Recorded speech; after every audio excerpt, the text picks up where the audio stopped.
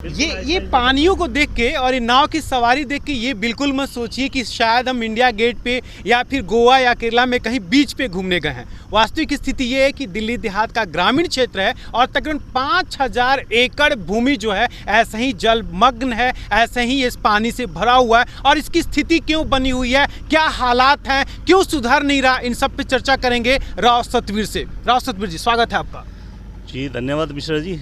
और अब जरा एक बार समझाएं, पूरा मजा समझाइए, समझने की मैं कोशिश करूंगा कि ये पानी कैसा पानी है, कहाँ से आता है ये पानी। ये 100% सीवरेज का पानी है। जो गुड़गांव और दिल्ली का जो सीवरेज का है, गुड़गांव की इंडस्ट्री का और दिल्ली का सीवरेज का पानी जो पंप करके इधर डाला जाता है, ये नजफगढ़ ड्रेन के रावता गांव का डहर का एरिया है और ये लगभग 20 साल से ऐसे ही डूबा हुआ है।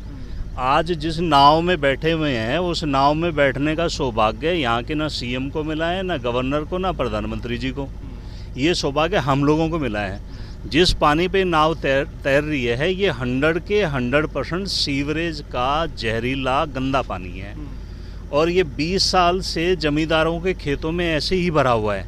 यहाँ के जो किसान हैं, रावता के, दोराला के, गालमपुर के, माकड़ोला के, अपना धनकोट के, चंदू के, बुढ़ेड़ा के, खिड़की माजरा के, दौलताबाद के और धर्मपुर के, इन गांवों के खेतों में पिछले 20 साल से ये सीवरेज का पानी ऐसे ही भरा हुआ है। और ये कितने एकड़ में पानी होगा, कितने एकड़ में पानी है ये आज एज ऑन टुडे लगभग 5 से 6 हज़ार एकड़ में पानी ये भरा हुआ है। और ये जो 5 से 6 हज़ार एकड़ ज़मीन है वो 7 से 8 साल से ऐसे ही भरा हुआ है। और बारिश के दिनों में ये पानी कितने एकड़ में चला जाता है? बारिश के दिनों में इसकी कोई गिनती नहीं है, 25-30 हज़ार 40 हज़ार एकड़ में भर जाता है। ये आसपास कितना गांव प्रभावित होता है दिल्ली के खासकर? दिल्ली के लगभग 15-16 गांव प्रभावित होते हैं इससे और हरियाणा के भी इतने ही है, तो 35 से 40 गांव इससे पानी से प्रभावित होते हैं। क्यों नहीं इसका कुछ मतलब प्लान क्यों नहीं बन रहा है, इसका कुछ प्लान क्यों नहीं कर पा रही है सरकार?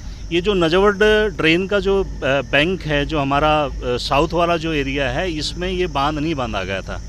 जो रिवर बैंक होता है वो इधर वाली साइड से खोला था क्योंकि 1964 में लाल बहादुर शास्त्री जी के प्रयासों से ये जो नजफगढ़ ड्रेन थी ये बनाई गई थी, क्योंकि पूरा एरिया नजफगढ़ झील के नाम से ही जाना जाता है। और बड़े दुर्भाग्य की बात है कि यहाँ पे नजफगढ़ झील के नाम पे सरकारी ज़मीन 100-200 एकड़ है सिर्फ जो है, बाकी सारी ज़मीन किसानों की है, यहाँ की गरीब किसानों की है। और गरीब किसानों के हालात ये हैं कि वो जब बारिश होती है तो उनकी एक फसल उसमें ख़राब होनी निश्चित है। दूसरा, अभी रावता गांव की हालत है कि जो 20 एकड़ का यहाँ का किसान है उसको गेहूँ मोल लेके खाने पड़ते हैं और मंडी में जब वो जाता है तो वहाँ के जो आसपास के किसान बैठे थे उसका मखौल उड़ाते हैं कि ये 20 एकड़ का ज़मींदार है, लेकिन 5 बोरी साल में खरीदनी पड़ती है इसको खाने के लिए। सतवीर जी, इसको लेकर के एक दो मैंने भी देखा है, कुछ सभाएं की गई, कुछ मंत्रियों का दौरा भी हुआ, वो जरा समझाने की कोशिश करें क्या क्या हुआ इस पे राव सतवीर की तरफ से। 1964 के बाद में यहाँ पे सरकारों के दौरे सिर्फ दौरे के नाम पे दौरे होते रहे और कुछ नहीं हुआ। सरकारी खाते में जो खर्चा आया वो सब इधर उधर लेफ्ट राइट में होता रहा। अभी हमने जनवरी में ये आंदोलन शुरू किया था, इसका जो है हमने ये सब्जेक्ट उठा के, और जनवरी में हमारे 3 गाँव की पंचायत हुई थी, रावता, गुम्मरेड़ा और मुंडाखेड़ा की। उसके बाद में हमने फिर सुरेड़ा 18 की पंचायत की, उसके बाद में सुरेड़ा 18 और ढासा 12 की पंचायत की, उसके बाद में पूरे क्षेत्र की पंचायत की, और फिर पालम 360 और झाड़सा 360 गाँवों की लगभग 700 गाँव की पंचायत हुई पूरे क्षेत्र के किसानों को लेके। और इस समस्या को सरकारों तक पहुंचाने के लिए पालम 360 के जो अध्यक्ष राम कुमार सोलंकी जी, उनकी अध्यक्षता में हम 2-3 जगह डेलीगेशन लेके गए, सरकारों से मिले, चिट्ठियाँ लिखी। और 4 जून को गवर्नर साहब का यहाँ पे दौरा हुआ है। गवर्नर साहब के दौरे के बाद में यहाँ पे प्रशासन की आंख थोड़ी सी खुली है और उनके आदेश अनुसार यहाँ पे इसकी छटाई का काम अभी शुरू हुआ है। जबकि उससे पहले दिल्ली सरकार की, जो यूपी केजरीवाल सरकार है, 8 साल से किसानों के साथ में सिवाय छलावे के कुछ नहीं कर रही है। ये अब होगा ना, होना क्या चाहिए? ये जो पानी आप दिख रहे हैं और वो भी काफ़ी स्तर का पानी मुझे दिख रहा है ये, और बदबू भी है पानी में, होना क्या चाहिए? ये सीवर का पानी है। यहाँ पे हरियाणा सरकार और दिल्ली सरकार STP लगाए और जो नजफगढ़ ड्रेन का साउथ का जो रिवर बैंक है उसको बांध करके, और रावता वाला जो बारिश का पानी है उसको लिफ्ट करके, पंप लगा के उसको लिफ्ट करके नजफगढ़ ड्रेन में डाला जाए। और सीवरेज का पानी जितने भी इनके हरियाणा गवर्नमेंट के, दिल्ली गवर्नमेंट के जो सीवर वाले नाले हैं उनके बिल्कुल मुहाने पे STP लगा के इसमें साफ पानी डाला जाए। अभी हमने देखा कि दिल्ली जल बोर्ड के SC भी आए थे, आपसे उनकी मुलाकात भी हुई, उनसे क्या बातचीत हुई? उन लोगों को भी, अधिकारियों को, लोगों ने पूरी हकीकत ये लोग बताते नहीं। जो नीचे के अधिकारी हैं ना, वो पूरी सारा पूरा मौका दिखाते नहीं है, ये जो पॉइंट टू पॉइंट दिखा देते हैं। अभी आपने देखा था उनके एक जो जूनियर थे वो उनको गलत इन्फॉर्मेशन दे रहे थे, हमने उसको करेक्ट किया है, क्योंकि अब हम जो चल रहे हैं वो दिल्ली में चल रहे हैं। इसमें ऐसा नहीं कि सिर्फ हरियाणा की ज़मीनें डूबी हुई हैं, हरियाणा के कुछ किसानों ने बिल्डर को ज़मीन बेच दी है, तो उनको बहुत ज़्यादा फ़र्क नहीं पड़ रहा है, और उन्होंने दुखी होकर ज़मीनें बेची हैं। ऐसा नहीं कि उन्होंने खुशी से बेची, उन्होंने दुखी होकर ज़मीनें बेची है। और हरियाणा के रावता गाँव में आज हालत ये है कि पीछे 60 लाख रुपए एकड़ में एक ज़मीन बिकी है, जबकि 5 से 6 करोड़ रुपए एकड़ का रेट होना चाहिए। इसलिए यहाँ का किसान इतना परेशान हो चुका है कि वो आत्महत्या करने को मजबूर है। कैंसर जैसी बीमारी, कई सारे कुछ घटनाएं हुई हैं क्या इस पानी से? कुछ घटनाएं भी घटी हैं इस एरिया में? हाँ, यहाँ आसपास के गांव में कैंसर की बीमारी बड़ी तेज़ी से फैली है। हर गांव में 8 से 10 मौतें कैंसर से हो चुकी हैं, और ये ऑफिशियल आंकड़े हैं।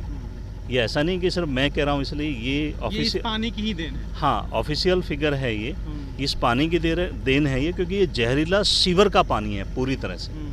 ये 100% सीवर का पानी। और कितने सालों से प्रभावित हो रहा है गाँव जो है? ये 20 साल पहले से प्रभावित होना शुरू हुआ था। रावता गाँव की 200 एकड़ ज़मीन उस टाइम पे भरी हुई थी यहाँ पे, जो है ना। तो 200 एकड़ से आज ये जो है ना पूरा क्षेत्र 5 से 6 हज़ार एकड़ में पहुंच गया है ये है। तो अब मतलब अभी भी कोई संभावनाएं नहीं दिख रही हैं कि कुछ संभावनाएं दिख रही हैं? हम किसान लोग हैं जी, एक बार फसल बो देते हैं तो 6 महीने, 8 महीने, 10 महीने तक इंतज़ार करते हैं। तो अब उम्मीद हुई है, माननीय उपराज्यपाल जब यहाँ पे आए थे तो उनसे हमने निवेदन किया था कि यहाँ के किसानों की हालत बहुत ख़राब है। तो अभी उन्होंने ये आश्वासन दे के गए थे कि बहुत जल्दी इसका कुछ ना कुछ किया जाएगा। और उसके बाद से विभागों में थोड़ी सी हलचल शुरू हुई है, छटाई का काम शुरू हुआ है। ये आप देखिएगा ना, ये जो मज़दूर लोग हैं, आप दिखाइए कैमरामैन को, ये मज़दूर लोग हैं, इसके घर में छोटे छोटे बच्चे हैं, और सीवर के पानी में इसको अपने बच्चों का पेट पालने के लिए सीवर के पानी में यहाँ पे काम करना पड़ रहा है। तो सरकार को इनके बारे में कुछ सोचना चाहिए, कुछ सेफ्टी इन लोगों की सोचनी चाहिए। इनको कुछ ऐसे, इनका जो एक ड्रेस होती है जो गोताखोरों की होती है, तो उनको ये प्रोवाइड करना चाहिए। अच्छा, लेकिन जो यहाँ के ग्रामीण क्षेत्र के लोग हैं, जो ज़मींदार लोग हैं यहाँ के, वो क्या बात करते हैं इस ज़मीन को लेकर के? वो आदी हो गई जी, उनको उम्मीद ही नहीं है, वो आस उनकी टूट चुकी है। वो ये मान चुके हैं कि हम 20 साल से इसके साथ रह रहे हैं, तो सरकारों ने ये हल नहीं करना है। इसलिए उनकी उम्मीदें अब गवर्नर साहब के आने के बाद में थोड़ी जगी है कि हाँ, सरकारें शायद कुछ करेंगी। उनको अभी पक्का यकीन नहीं है कि सरकारें कुछ कर देगी, क्योंकि दिल्ली में जो सरकार बैठी है ना, वो सिवाय जुमले, झूठी बातें करती है वो, और ज़मींदारों को सिवाय झूठ के कुछ नहीं परोसती वो ज़मींदारों को नुकसान के नाम पे भी 12 से 14 हज़ार रुपये महीना एकड़ के हिसाब से दे देती है। मुआवजा पे भी राजनीति बखूबी होती है। हाँ, वो होती है ना। अब जो बारिश से जो धान की फसलें ख़राब होती हैं, उसका मुआवजा 12 से 14 हज़ार रुपये प्रति एकड़ के हिसाब से उन्होंने दिया है। लेकिन आप ये सोचिएगा, जिस धान को बोने में लगभग 50 हज़ार रुपये प्रति एकड़ खर्चा आता है, 12 से 14 हज़ार में क्या होगा? तो किसानों के साथ तो हमेशा धोखा होता रहा है। और यहाँ कितना किलोमीटर हम लोग चल चुके होंगे तकरीबन अभी तक? अभी हम कम से कम 2 किलोमीटर चल चुके हैं। 2 किलोमीटर की यात्रा हम कर चुके हैं, और अभी भी हालत वैसे ही है। कहीं देखिए, चारों तरफ नज़र घुमा के देखें, कहीं भी पानी ही पानी है। कहीं भी आपको गांव नहीं दिखाई दे रहा है, ना मकान दिखाई देगा, ना कुछ फसल दिखाई देंगे। बस ये जो पानियों में जो पौधे होते हैं, जो वो जलकुंभी, वो फसल आपको दिखाई देंगे। और हालात जस के तस बने हुए हैं। राव सतवीर हमारे साथ मौजूद हैं। राव सतवीर अब लगातार संघर्ष करते रहे इस चीज़ को लेकर के, क्या आगे क्या होने वाला है? मेरे सहयोगी हैं राम त्यागी जी, जो हैं, जो इस काम में श्री भगवान जी